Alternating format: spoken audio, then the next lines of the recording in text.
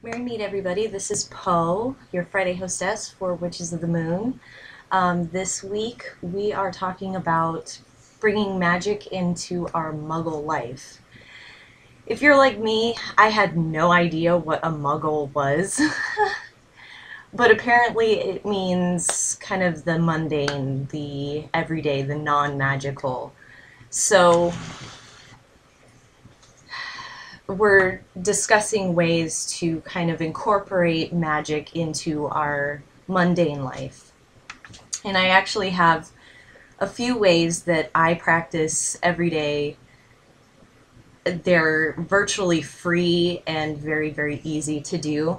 The first thing that I like to do is to kind of incorporate that magic into everyday is one of the first things we do usually in the morning is we get dressed. And a great way to incorporate magic into your everyday is to incorporate a color of the day into your wardrobe for that particular outfit for that day. So usually I know that Llewellyn puts out their Witch's Almanac every year, and they always have a listing for each day, kind of what moon cycle the day is in, the astrological sign, the incense for the day, and the color, the magical color for the day. And I like to do that. It's just, I don't know, just adds a little bit something. It's very simple and easy to do. Another thing that I feel kind of helps bring simple magic into your everyday life is tracking the phases of the moon. And there are some really great websites that are absolutely free online that that allow you to track the moon cycle every day, the astrological sign that it's in, that sort of thing. Also, again, the Llewellyn's Witch's Almanac is great for that, and also a Farmer's Almanac, which you can buy for, I think, like $4 or $5 at your local supermarket, are good for that. But like I said, free online. So yeah. And the one that I use online, I'll put a link in the description for that. But it's free, and it tells you kind of the astrological sign that the moon is in that day and everything else. So another way that I kind of like to incorporate magical things into my everyday life is I like to blend like a mix of my favorite herbs, the ones that really resonate with me as far as smell, and just kind of take a whiff of it every day. You know, just kind of start my day that way. It Because they say that your sense of smell is one of the strongest. It's kind of aromatherapy if you think about it. And I have my little jar of herbs that I always keep close by, and I take a couple whiffs of it every morning, and it's just nice. It's just something nice to do for yourself. Kind of relaxes you a little bit, and it encourages you to take deep breaths, and that's always good. Um, So another way, very, very simple thing, and this stuff all sounds kind of trivial, but it's simple. It's easy things that you can do every day to incorporate this into your mundane. But the next thing that I do this every day, several times a day, is I go outside. I just go outside. You don't have to necessarily go outside and find a tree and sit under the tree for 50 minutes and meditate or anything like that. Just going outside, just being out there in the fresh air, getting out of the house or out of, like if you work and you have a lunch break, go sit outside and eat your lunch. It's as simple as that. When I was working full time, and I wasn't able to go home for lunch, my favorite thing to do, because the place I worked at had this like back porch, and it had like a picnic table back there, and I would go and sit outside for my 30-minute lunch break and eat my lunch. And it was a way to kind of ground yourself, kind of, because we get so wrapped up in what we're doing, whether it's working or it's, you know, doing house chores or whatever it is. It's nice to go outside and just kind of take a few minutes and be out in the fresh air, or to kind of get a little bit of sun, get that vitamin D going. But another thing that I have been doing since I was a little kid, since I can remember, I have a super active imagination. And my favorite thing to do is to daydream. Allow yourself to daydream for a little bit. I think as adults, or even as young adults, we are so consumed with the technological, the kind of like social bombardment constantly, that we kind of forget to daydream. We forget to use our imaginations, and we kind of lose that. But, you know, daydream about what it might be like to live out in nature, be an animal, what that would look like, what it would be like to be out in nature at night, you know, instinctual, like on the prowl kind of thing, or what it would be like to be a forest nymph and just live out in the forest, or being an elf who lives in a tree, or, you know, a wanderer who just kind of lives off of the land, sort of thing.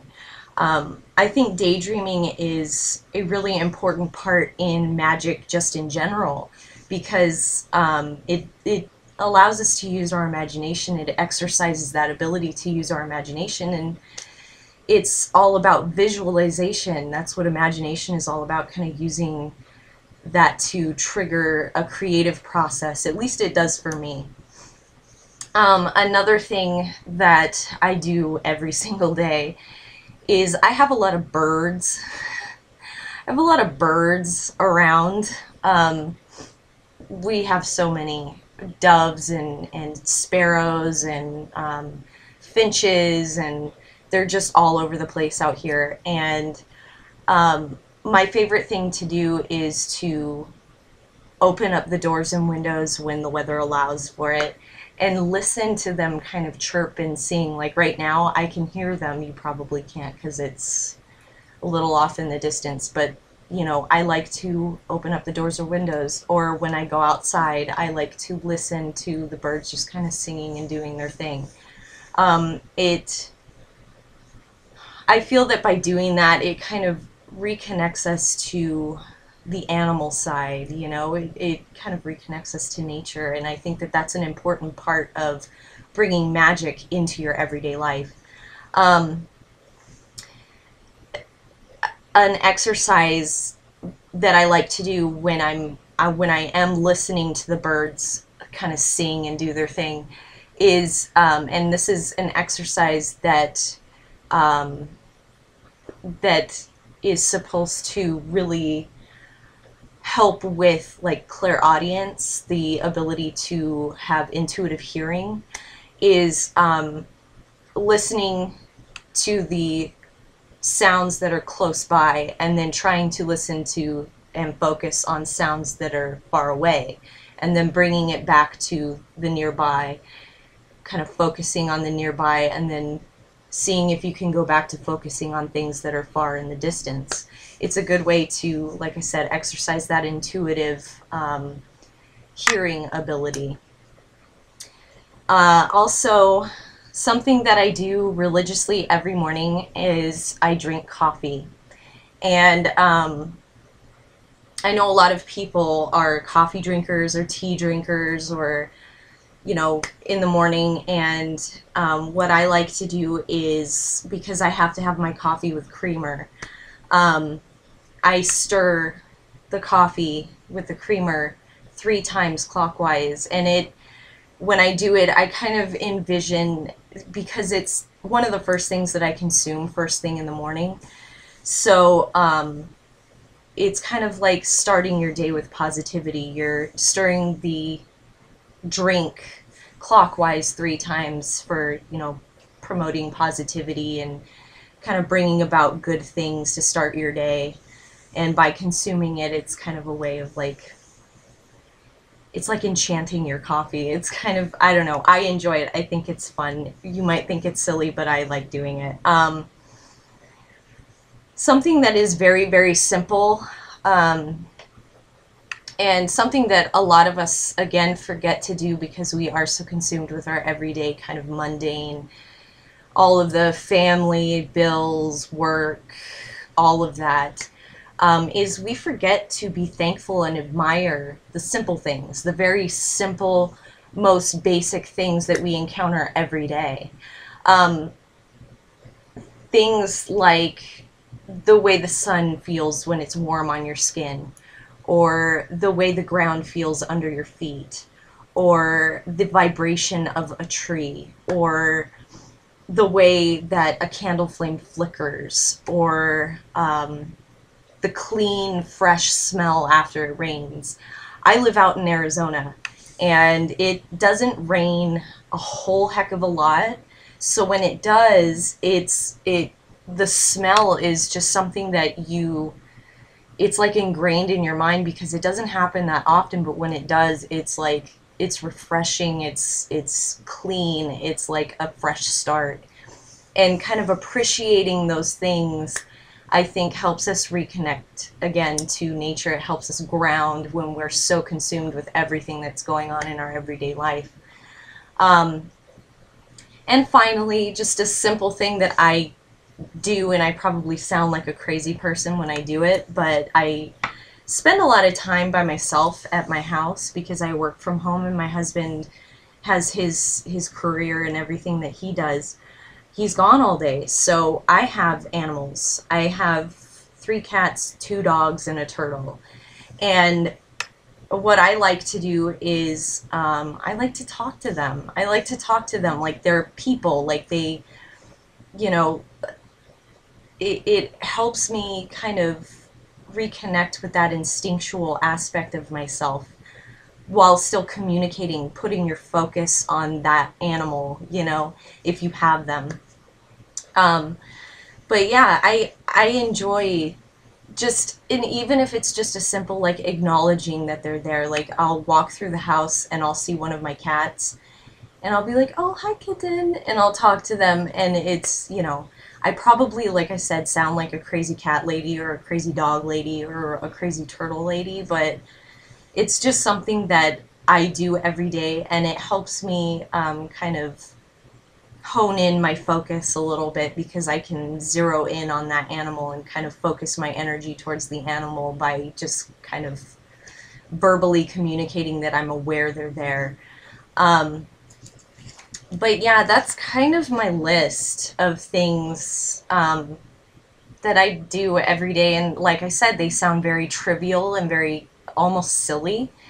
But it helps. It helps. There are other things that you can do, obviously, you know, doing your daily blessings or giving your daily offerings to deity or whatever. I have set up a hearth and home altar in my kitchen, and every day I light an incense and kind of just, it's like honoring,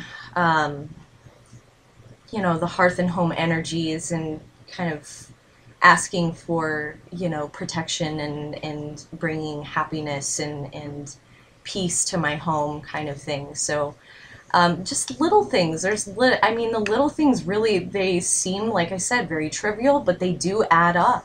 And if you can do at least one of those things every day, it allows you the opportunity to ground yourself because we do get so caught up in everything. So yeah, that's kind of my video. It's pretty simple, but I don't know. I really like being able to do those little things every day because it does help me bring myself back down to earth, you know, and realign myself with the energies of nature and kind of what it is that we are about at our most basic instinctual level. So that's my video. I hope you've enjoyed. Thank you so much for watching. Happy Valentine's Day. I know it's Valentine's Day. Even if you don't have, you know, someone in particular in your life, I'm wishing you a happy Valentine's Day, sending you lots of loving energy, and We will talk to you next week. Blessings to everybody. Bye, guys.